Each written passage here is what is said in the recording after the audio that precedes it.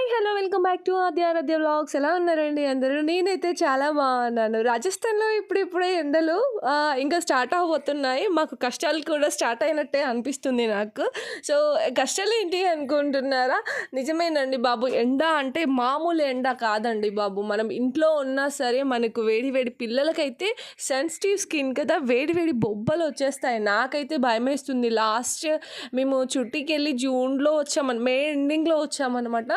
So ఇంకా అప్పుడైతే మాకు 10 days, అంటే నిజంగా చెప్తున్నాను, 10 days అసలు పిల్లలకైనా నాకైనా మా వారికైనా అస్సలు నిద్ర అంటే నిద్ర లేదు. అంత వేడి.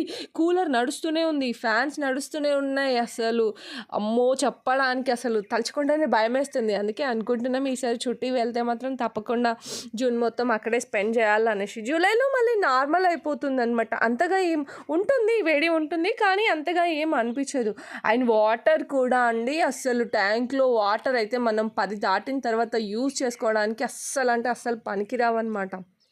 అందుకే ఇక్కడ అందరూ ఏం చేస్తారంటే వాటర్ డ్రమ్స్ కొనుక్కొని పని ఇంకా ప్రొద్దున 5 గంటలకు ఒకసారి, సాయంత్రం 5 గంటలకు ఒకసారి వస్తాయన్నమాట డైరెక్ట్. ఇంకా వచ్చినప్పుడే మనం పట్టుకోవాలి. అవి కొంచెం నార్మల్గా చల్లగా ఉంటాయి. అవి పట్టుకొని స్టోర్ పెట్టుకుంటే ఇంకా డే టైంలో మనం స్నానానికైనా దేనికైనా యూస్ చేసుకోవచ్చు.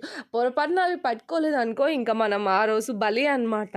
ఇంకా విషయానికి వస్తే నేనైతే గులాబ్ జామ్ చేయబోతున్నాను. నేను ఫస్ట్ టైం గులాబ్ జామ్ చేసిన రోజులను అయితే నేను ఎప్పటికీ మర్చిపోలేను అనమాట.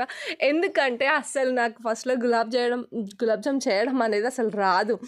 ఇప్పుడు తలుచుకుంటే వల్ల నవ్వు వస్తుంది. షేప్ అవుట్ అయిపోయి అసలు వింత వింతగా వచ్చాయి అనమాట. సో ఇప్పుడైతే నేనైతే మిస్టర్ పర్ఫెక్ట్ అనుకోండి గులాబ్ జామ్ చేయడంలో. సో నాకు ఎప్పుడైనా పిల్లలకైనా చెప్పాను కదా, సేమ్ అండ్ ఇది నాకు చేయి తిరిగిన వంటలు అనమాట 2. సో ఇప్పుడైతే చక్కగా ఫటాఫట్ చేసేయగలుగుతాను. సో వీడియో నచ్చితే ప్లీజ్ లైక్ చేయండి, షేర్ చేయండి.